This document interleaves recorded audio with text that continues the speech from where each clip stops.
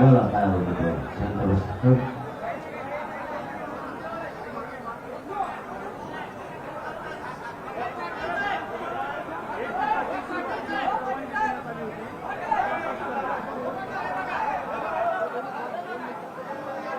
मीडियावरचे सगळे खाली उतरा, मीडियाच्या स्टेजवरून सगळे खाली उतरा.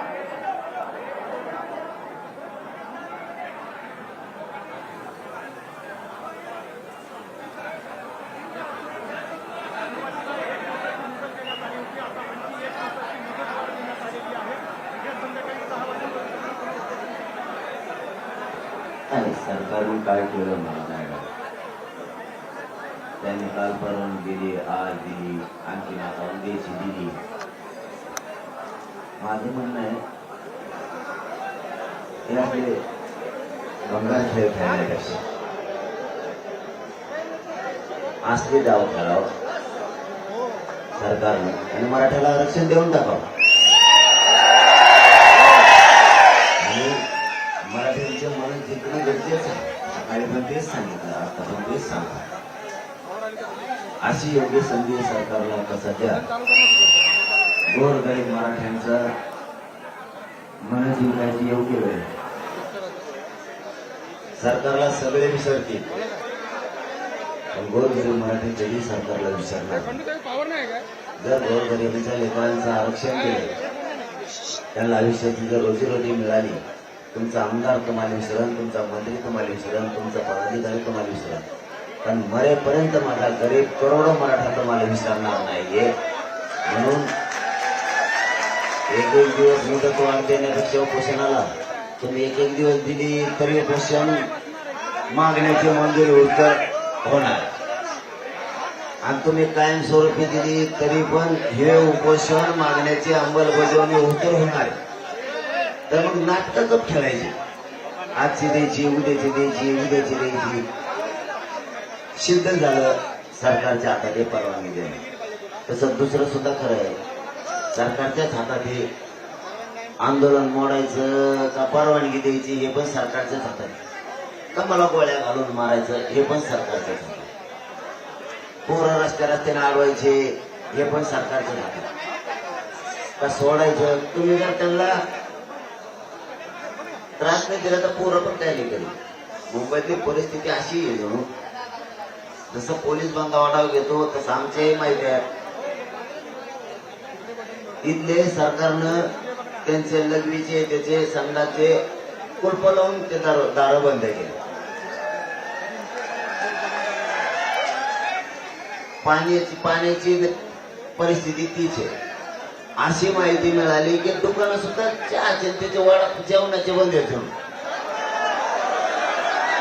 म्हणून सीएसटीला जे मोका बसले होते पोरं त्याच्यामुळे बसले होते. त्याच्यामुळं हे प्रॉब्लेम मोगाचा ते आता ज्यावेळेस ते पोरं इथल्या पोलीस अधिकाऱ्यांनी बांधवांनी सांगितलं तेवढे काढायला सांगा, आपण काढायला सांगितलं की ते निघले सुद्धा. पण त्यांनी ते कारण सांगितले काहीच करू नाही, पाणी प्यायला मुद्दा मध्ये कदरून जावत मराठ्या मुंबईत. परत जेवायला मिळू नाही, त्यांना चहा पाणी मिळू नये, त्यांना काही वस्तू मिळू नाही. अरे यायला इंग्रजांपेक्षा बेकार झाले तुम्ही. मग त्यांच्यापेक्षा रात्री बेकार झाले. मग तुम्ही पाणी उघडं ठेवणार, संडास बाथरूम उघडं ठेवणार. कारण पोर आता बघा आले म्हणल्यावर तुमचं काम केलं त्यांनी, तुम्ही आम्हाला परवानगीचं सहकार्य केलं तर आम्ही तुम्हाला रोडवर एकही गाडी लावणार नाही. तुम्ही दिलेल्या मैदानावर पार्किंगला लावून हे आम्ही सहकार्य दिलं, तुम्ही उलट्या बातम्या फिरायला लागले. वारे सरकार आम्ही सांगितलं मुंबई सगळे जोपर्यंत सहकार्य करणार नव्हते म्हणजे आम्ही महाराष्ट्रात त्यावेळेचा विषय. त्यांनी सांगितलं आम्ही पाय ठेवून देणार नाही, धन येऊनच देणार नाही धन. मग मराठ्यांनी ठरवलं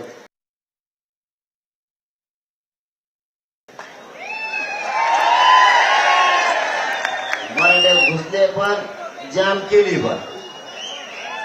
पण मग सरकारनं पण सहकार्य केलं. मग आपणच सहकार्य केलं पाहिजे. सरकार आडमुठ्यात घुसलं की मराठी आडमुठ्यात घुसले.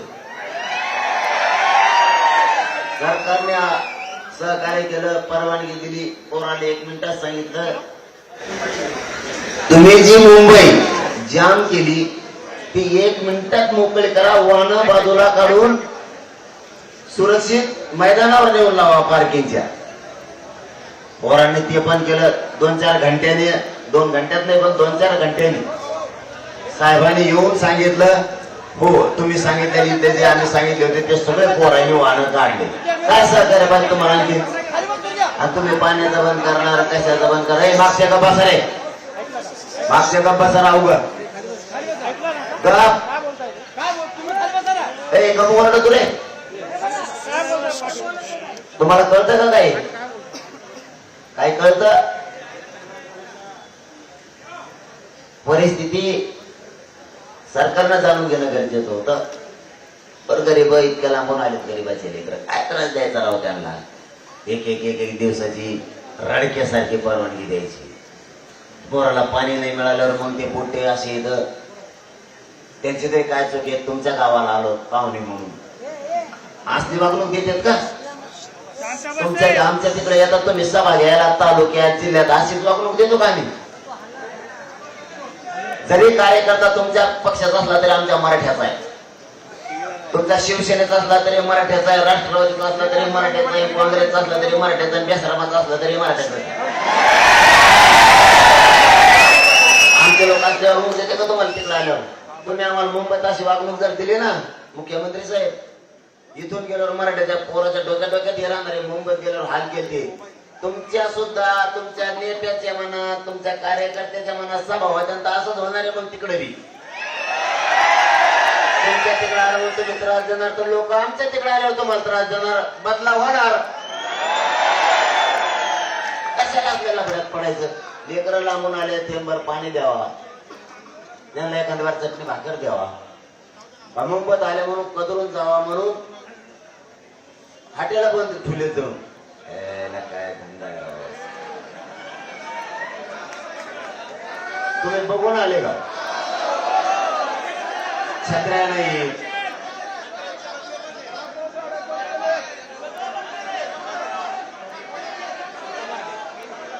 म्हणजे याचं कारण असं आहे, हे बघा, जैन मताला तुम्हाला किंमत द्यावा लागेल. राजकारण्याला ऐकून तुम्हाला जैन मताचं मत काय, एक मतानं लोक काय सांगतात याला सुद्धा किंमत द्यावा लागणार. तुम्ही आम्हाला इथे येऊन सांगणार, गोड गोड बोलणार, तसं काही नाही. मी मोकळा नाही ते ऐकायला. लोकांचं सुद्धा खरं आहे ना. तुमचं खरं आहे नुसतं एकट्याचं, लोकांचं खरं नाही. ही कोणती पद्धत आहे? तुमचा रस्ता मोकळा केला आम्ही, बातम्या ठेवलेल्या सरकारने मुंबईत मोकळी करा म्हणलं मी, म्हणजे लोकांना आमच्या गैरसमज पसरला पाहिजे. ते काय चावत आहेत का रस्त्याने चालताना? मराठ्याचे पोरं मुंबईत समजा बघते फिरते, कुणाला शी दिली का? मराठ्याच्या पोरांना कुणाला शी दिली? कोणत्या पॉइंटला गेला असेल, देवबाप्पाच्या दर्शनाला गेला असेल, कुठं काय म्हणते त्याला मला माहित नाही, इकडे समजा चौपाटी काय तरी तिकडे गेला असेल समजा, काय ते काय असं मराठीत पोरं म्हणजे साफ आहे का चालता चावतो गेला असेल. विचारू खेड्यात लेकरू आहे, काय काय पोरं आल्याच्या नंतर बघते आजूबाजूला सभा आला की फक्त सभालाच जातो, खेड्यापाड्यानं आला मंत्री येतात, मुख्यमंत्री येतात, आल्या तिथं जातो का? आज रेस्ट आवडलाच नाही, सगळीकडे खोलीचा वास घेऊन बघा कशी आहे काय आहे. म्हणजे तुमची एकही भावना आमची एकही भावना असं नका तोडू. तुमच्या दारात आला तुम्ही आम्हाला एक दिवसाची परवानगी द्यायला काय नाव आहे? तसं पाहिलं तर मग परवापासून पूजन चालू 27 पासून 27चा दिवस मला झोप नाही, रात्र झोप नाही. 28चा दिवस झोप नाही, रात्र झोप नाही. 27ला दिवसभर जेवण मिळालं नाही, 28ला मिळालं सकाळी. म्हणजे 27ला सकाळी पण नव्हतं आणि संध्याकाळी पण नव्हतं. निघालो, वाटलं होतं उशिरा निघू, पण इतकी गर्दी झाली तिथं अंतरवाली बिना जेवणाचा तसाच निघालो. मला रस्त्याने जेवू नाही, जेवण मिळालं दिवसभर. रात्र इतकी गर्दी होती, तिथून पत्रकार बांधव माझ्या गाडी ठेवली. मी दुसऱ्याच गाडी ठेवली नाही, मुख्यमंत्र्यांनी भरासा लागून घेऊन आपल्या गाडी कामा टोळी शूटिंग फिटिंग करते ना, करून दे ना. त्याला काय खोटं बोलायचं तेव्हा जे बोलायचं ओपन मीडियाच्या समोर चर्चा करायची, मीडियाच्या समोर सगळं ओपन. रात्रभर जेवायला नाही मिळालं. 28 सकाळी जेवलो. जे तिथून पुढे वेळ उरला दुपारी त्याला थोडं गाडीवर बसून जेवलो. ते काय जमलं नाही, जेवता आलं नाही, थोडं जेवलो. म्हणजे 28च्या आणि 28च्या रात्र पण उपाशी आणि जागा बरोबर भाऊ पत्रकार तिकडे गाडीतून मारले. बिचारे ते म्हणले आज सुट्टी नाही करायला तुम्ही कामाला ओरिजिनल करतो ते का हे कुठे को भरायला हे बाबा उपाशीच मारला पत्रकार यांना 2-3 टाइम हाणायची सवय आणि 2-3 बायका जायची सवय. गटाला मायामुळे ते आपण गाडीवर बघत नाहीत मग जिंकत नाही. जेवायला मिळाला गेला नाही ते म्हणजे आली उगाच येते आपल्या कारण हे निष्ठेनं करतो, वेगळेपणा नाही करत. मला हे सरकारला सांगायचं मराठीच्या पोराची वाईट वापरू नका. मुंबईत काही करणार नाही ते तेव्हा 75 जाते परत अजून मैदानला बसते येते पुन्हा येते. काय करणार नाही ते. तुम्ही त्याला चिरी घालू नका. ते काही करणार नाही. लय गरीबाचे लेकर आहेत. लय मोठं दुःख यांना घेऊन येत आले ते मराठ्याचे पोरं माज आणि मस्ती घेऊन नाही आले. लय हाले तो आमच्या लेकराचे मुख्यमंत्री. आम्हाला माहिती आमच्या लेकराचे किती हाले किती कमरा मोडले आमच्या आई बापांचे कष्ट करू लय अवघड आहे. तुम्ही ते जाण ठेवा. ते माज घेऊन नाही आले का माजलेलं नाहीये, वेदना घेऊन आलेत आणि तुम्ही वेदनेवर लक्ष देणार. आमच्या डोळ्याचं पाणी पुशिनात म्हणून त्यांना राग येतो. बरं तुम्ही लवकर नका का पुशिनात. मी उपोषण करून करून नेल्यावर मान घ्या, हरकत नाही, काय अडचण नाही माझी. मी बलिदान द्यायला तयार झालेलं आहे. पण तुम्ही त्यांना इथं दुकानं बंद करायला लावू नका. नंतर तुमच्या बी महाराष्ट्राचा भाग निघून पुढे तसंच होणार आहे. अहो खरं सांगतो आपण काय कोण नसतो. आमचे पोरं आले मग तुम्ही टपऱ्या बंद करणार, हॉटेल बंद करणार, सगळं पाण्याचं बंद करणार. आम्ही पण तुमच्या तिकडे सभा की तुमचं जिथं ते पाईपलाईन आमच्या गावातून गेले असले आम्ही तिथं पाणीच्या दिवशी पुढं बंद करणार. तुमचं गेस्ट हाऊसलाच गेलं असलं पाणी तर आम्ही ते बंद करणार. आमच्या राहतून गेलेलं असलं आणि तुम्ही आम्हाला मुंबईत पिऊन देणार आणि आपण बोलतो ते करतो. तुमच्या आमदार मंत्र्याच्या जर आमच्या तिथून पाईपलाईन गेले असले तर आम्ही त्या बंद करणार. आणि तुम्ही आमचे लेकरे उपाशी मारायला लागले तर कशाला तसं होणार. तुम्ही नाही सापडत आम्हाला, तर तुमचे लोक सापडतात. कारण तुम्ही माझ्या सगळ्या सोयऱ्यात त्रास दिलात ना. इथं आलेला मराठा सगळा आमचा पाहुणा आहे, सगळा आमच्या सगळे सोयरे आहेत. तुमचे सगळे सोयरे असते ना महाराष्ट्रात, त्यांचेही धारपळ होणार. मग जशाला तसं होणार जरा ठेवा मुख्यमंत्री, जशाला तसं होणार. मग गरीबाचे लोक राहिले हे तर तुम्ही त्रास देताय. आणखीन बदला बुद्धी हे माझं म्हणणं आहे. आणखीन तुमच्या बुद्धीत बदल करा. आम्हाला काय नको. आणि मराठ्यांच्या पोराला सांगतो बाबा कुठे जरी इकडे तिकडे गेले तरी शांतता हे शब्द आणि संयम ध्यानात ठेवा. सगळेजण कुणीही वाईट पाऊल उचलायचं नाही. आपण आपल्या गाड्या दिलेल्या मैदानावर सुरक्षित नेऊन लावा. इथं जर नाही खायला मिळालं तर तुम्हाला रेल्वेनं तुमच्या गाडीपर्यंत जाता येईल, जेवण करता येईल, पुन्हा रेल्वेनं तुम्हाला माघारी पण येता येईल. किंवा इथं जर पाऊस असला तुम्हाला तुमच्या गाडीत तिथं झोपता येईल. म्हणून अगोदर गाड्या ठरवून दिलेल्या मैदानावर सुरक्षित नेऊन लावा. हे कोणी शब्द विसरू नका. परत गोंधळ होतो, गाडी सापडणार गाडी पुढे. त्याच्यापेक्षा मैदानावरती सरकारची जबाबदारी तिथं ते संरक्षण भेटेल. तुम्ही एकदा तिथं गाडी लावली की तुम्ही टेन्शन मुक्त झाले.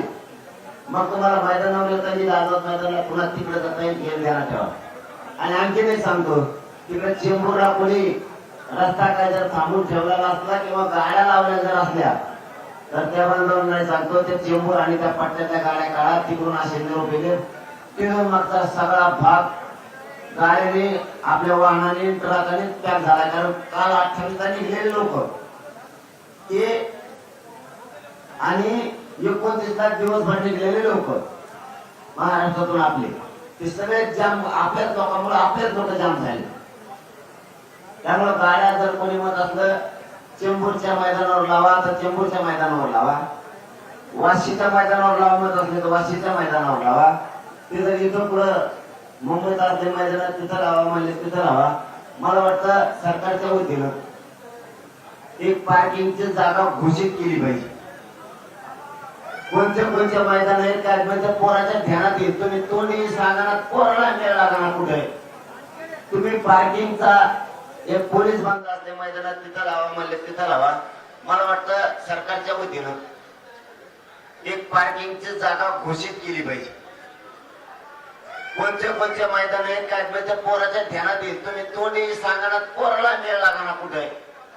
तुम्ही पार्किंगचा एक पोलीस बांधवाने आणि सरकारने तुमच्या पार्किंगचा एक मॅप टाका.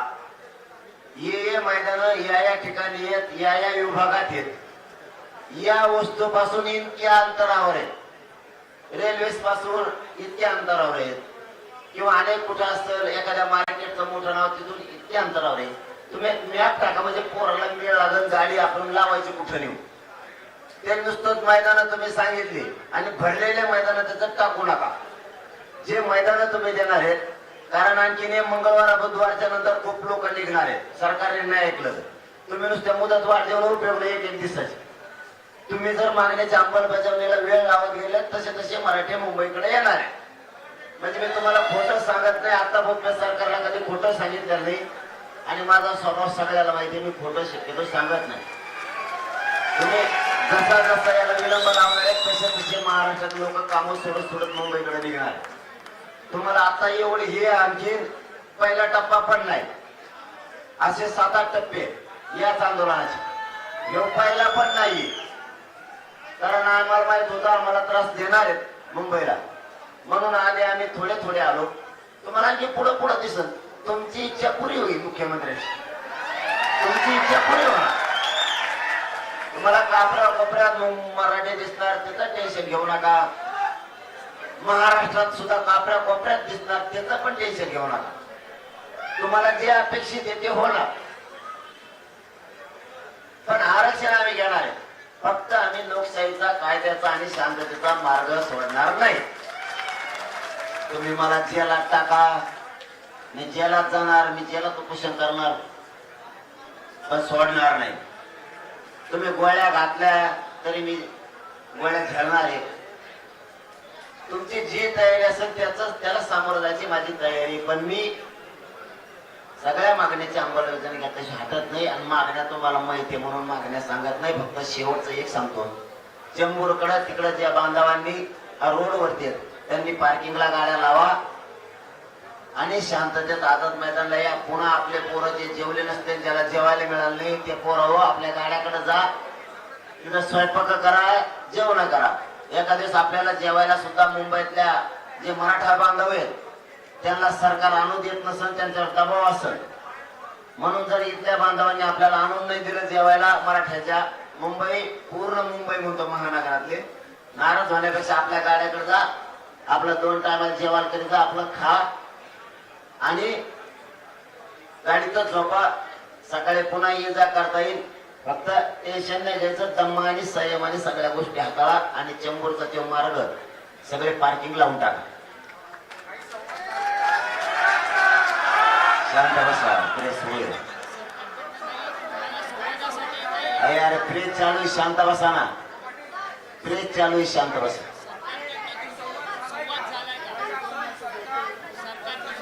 आता आम्ही काय संवाद करू त्यांना कळत नाही. आमचं काम थोडं आहे संवाद सरकारशी करायचं. त्यांना मराठीची गरज असते ते नसेल आम्ही संघर्ष सोडायला तयार नाहीत ना. त्यांना मराठीत वाटोळा करायचं असेल, त्यांना मराठीला आरक्षण द्यायचं नसेल, मराठी त्यांना संपवायचे असतील, त्यांच्या विचार वेगळ्या वेगळ्या आहेत मराठ्यांविषयी, त्यांना मराठा पूर्ण संपवायचा आहे, मराठीचे लेकरबाळ त्यांना मोठे होऊ द्यायचे नाहीये, त्यांना कशाला वरून येतात ती का जागा आहे द्यायची. आग घ्यायची तो पोशाखला बसलो तू तर वरून हे नाही इकडं तिकडं मी आग घ्यायची तो खाली घेत तिथं.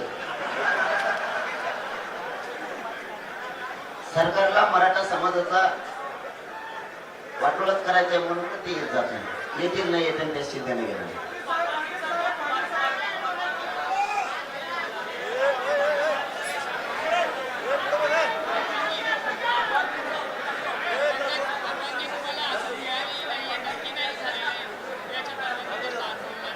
तुम्हीच म्हणले परवानगी मिळाली. आम्हाला परवानगी देणारच नाही. एक दिवसाची सरकार देऊ शकतं म्हणलं, कायमस्वरूपीची देऊ शकतं ना. साधा आणि सोपा प्रश्न आहे. एक दिवसाची देऊ शकतं म्हणलं, कायमस्वरूपीची देऊ शकतं. मागणी अंमली पाहिजे व्यवस्था नसतं, त्याला काही कोळ घडून आणायचं असेल दुसरं काय. आमचं तर शांत देऊ, तुला काय करून आणायचं काम नाही. चलो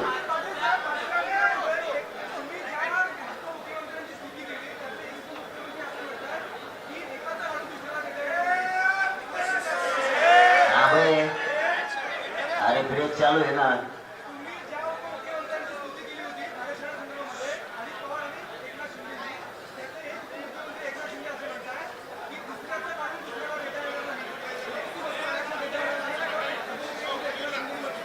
फडणवीस साहेबांनी मना लावला. फडणवीस साहेबांनी मना लावला असा संबंध तो आहे. कारण आम्ही ओबीसीचं मागतच नाहीत ना एकाचं काढून दुसऱ्याला द्यायला. यांनी काय केलंय, सरकार असू यांच्या पाठीमागं मायबाप शब्द लागलेला. मायबाप सरकार लय चुकीचा शब्द लागला. यांनी गैरसमज नाही पसरायला पाहिजे. वस्तुस्थिती समजून जनतेला सांगितली पाहिजे. मराठ्यांच्या नोंदी ह्या 150-200 वर्षापूर्वीच्या, आणि एकाचं काढून एकाला द्यायचं ही जी भूमिका, ही भांडण लावायची भूमिका आहे सरकारची. ही कोणाची असली पाहिजे? विरोधी पक्षाची किंवा एखाद्या जातीची. सरकारच या भूमिकेची भांडणं लावायची, एकाचं काढून दुसऱ्याला जातात. आम्ही त्यांचं काढून द्या म्हणलं का? गॅजेटियर नाही का आमचं हैदराबादचं सरकारी नोंदी 150 वर्षाच्या? सातारा संस्थांचं गॅजेटियर नाही का 17 वर्ष 150 वर्षापासूनच? बॉम्बे गव्हर्नमेंट ते इंग्रज होते तेव्हापासूनच आहे ना. आमच्या तेव्हापासूनच्या नोंदी आहेत ना. सरकारी दस्तऐवज आहे ना ते. आधी कोण हे का ते कोणी कोणाचं काढून दिलं? आमचं उलट काढून त्यांना दिलंय. 16% आमचं आरक्षण खात्यात. याच्यावर यांचे तोंड शिवले. आमचं सरकारी नोंदी आहेत गॅजेटियर, यात येत नाही. त्यांचं काढून पुढे द्यायला, त्यांचं कमी करायला म्हणालं तर आम्हाला द्या म्हणालं. ओबीसीला 32% आहे, त्यातलं 20% कमी करा आम्हाला द्या. 12%च फक्त ओबीसी ठेवा असं म्हणलं का? 32% ओबीसी पैकी 20% मराठ्याला द्या आणि 12% ओबीसीला ठेवा, 350 जातीला असं म्हणलं का? आमच्या नोंदी त्या 32%, 27%, त्याच्यातल्या 19% आमच्या नोंदी आहेत. त्या द्या म्हणतो. ही उलट लोकांना सांगतात आणि महाराष्ट्राला सगळं कळालंय आता यांनी. कारण मी 2 वर्ष तेच काम केले, समाजात समजून सांगत. आपल्या सरकारी नोंदी आहेत, आपण कोणाचं घेत नाहीत. आणि हे ओबीसीला गरीबाला कळालं, मी ते सोडून 2-4 जण सोडून गरीब ओबीसीला सुद्धा कळालं.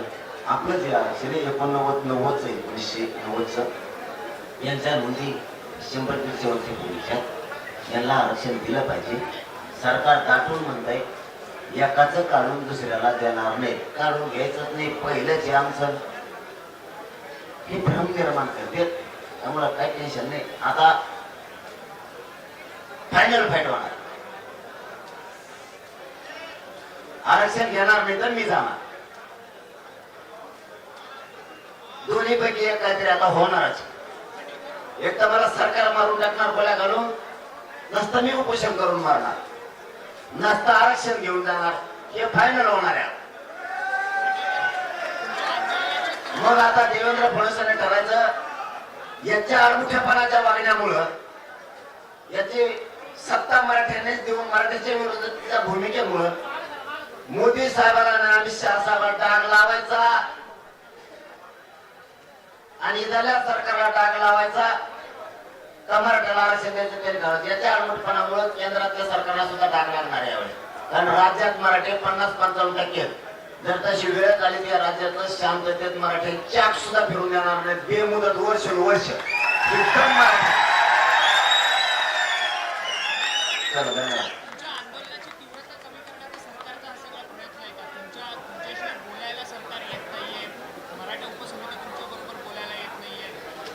आंदोलनाची तीव्रता ती कमी करू शकत नाही. त्यांनी किती प्रयत्न केले तरी मराठ्याला माहितीये मी त्यांच्यासाठी धरतोय, त्यांच्या पोराबाळासाठी धरतोय. त्यामुळे सरकारवर अवलंबून नाहीत आम्ही. सरकारने काही शब्द फेकले मराठाने विश्वास ठेवत, मराठा विश्वास ठेवत नाही त्यांच्यावर. त्यांनी किती शब्दाचा फेकाव करू द्या, किती मारा करू द्या, किती शब्दाचा प्रयोग वापरू द्या, किती बी काय त्यांना डोक्यावर लावायचं लावू द्या, मराठी ऐकण्याच्या मनस्थितीत नाही आहेत. कारण 45 वर्षाला मराठाला फसवलं, टेन्शन नाही. बरोबर चालू, शांत राहा थोडं.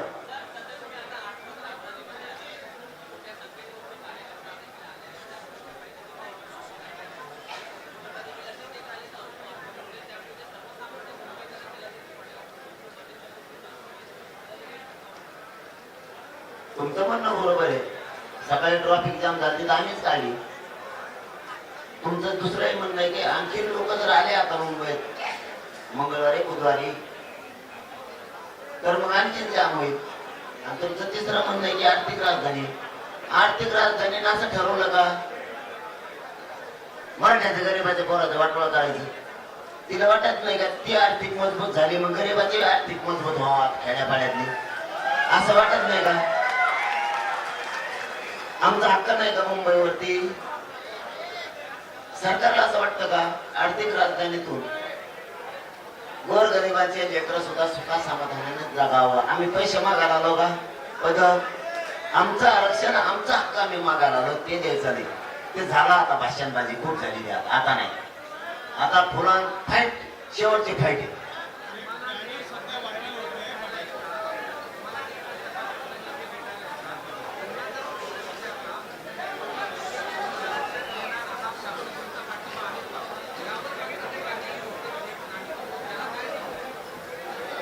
नाही ते का उत्तर देत नाही तुम्ही ते विचारलेल्या प्रश्नावरती? पण आम्ही खंबीर आहेत ना, आम्ही नेत्यावर जगतच नाही. ते जर म्हणले ओबीसीतून देऊ, नाही तर कोणी म्हणलं नाही देऊ, आम्ही त्यांच्या म्हणण्यावर नाही चालत का? आमच्या स्वतःच्या म्हणण्यानं चालतो. आले काय गेले काय चालूच असतं ते. कोण आमदार भेटायला आला, कोण मंत्री भेटायला आला, कोणी खासदार आला, त्याचं काम आहे येणं, आमचं बी काम आहे सन्मान करणं. आम्ही मागा हटत नाहीत, ही आमच्या सगळ्यात मोठा समाजाचा प्लस पॉईंट.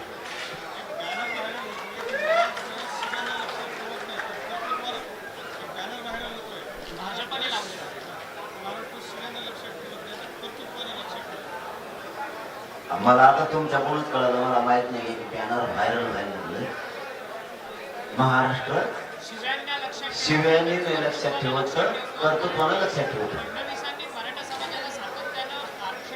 म्हणजे ते देवेंद्र फडणवीसांचं कालीन औषध लावणे, त्याला आमच्या ग्रामीण भागात म्हणते. उंटावर बसून कालीन औषध लावणे असं त्याला म्हणते. कारण उंटावर जर माणूस बसला तर खाली दूध झालेल्या माणसाला कालीन औषध लागतच नाही. जर ते उंटाच्या खाली उतरला तर एखाद्या जखम झाली असली तर त्याच्यावरती मलम तो लावू शकतो. उंटावर बसून कालीन मलम लावणे याला म्हणते. कारण त्यांचं म्हणणं असं आहे देवेंद्र फडणवीस साहेबांचं की महाराष्ट्र शिवेने नाही तर कर्तृत्वाने लक्षात ठेवतो. काय करतो देवेंद्र फडणवीस साहेब तुमचं मला जरा सांगा. तुम्ही डंगराच्या गाडीत लाकूड घातलं, परत म्हणता शाळी भाषा परत म्हणता शा दिल्या. डंगराला तुम्ही आरक्षण नाही दिलं. तुम्ही जेवढे महामंडळ ओपन केले मतदान घेऊस तर निवडणुकीच्या टायमाला कोणाला 1 रुपया नाही दिला. एकाला पण ऑफिस नाही, एकाला पण त्याच्यावरती भरती केलेली नाही. बरं का फडणवीस साहेब, ऐका आता प्रेसच्या माध्यमातून तुमच्या दारात आहे. मी आता काय लांब नाही, तुम्ही काही तर लाईट दिसतो तुमचं जाऊ ठेव.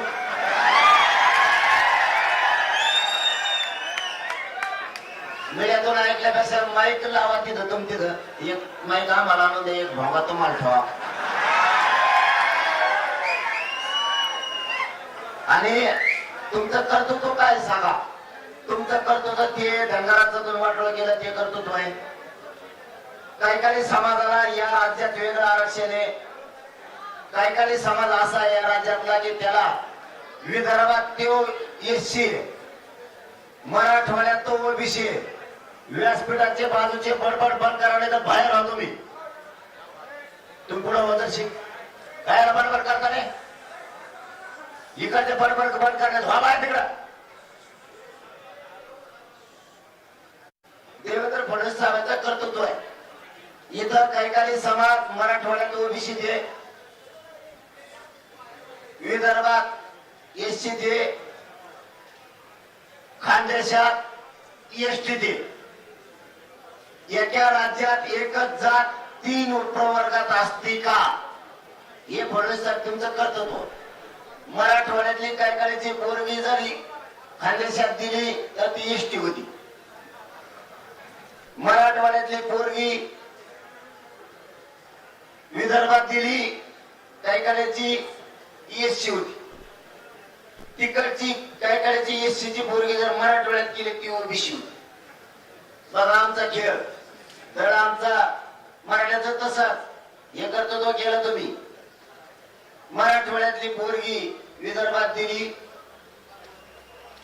तिचे पोरं ओबीसी ती ओपन. तर आमचा आंतरजातीय विवाह आहे म्हणून का ना आम्ही मराठीचे म्हणून न मिळाला ना. इतकी बेकारी तिकडची इकडे पोरगी कराव. ती पोरगी आणलेली ओबीसी, तिचा नवरा ओपन, पोर ओपन आणि ती ओबीसी. आई निवडणुकीला घराती बाप पिका प्रचार करतो. म्हणजे कोणाचे आहे का ताळमेळ? हे तुमचं कर्तव्य फडणवीस साहेब. फडणवीस साहेब तुमचं कर्तव्य मराठ्याला आरक्षण असू नये न देणं हे तुमचं कर्तव्य आहे का दादा? हो द्या दादा फडणवीस साहेब. दूध का दूध पाणी का पाणी झालंच पाहिजे. तुमचे फुलं काढणारे आमदार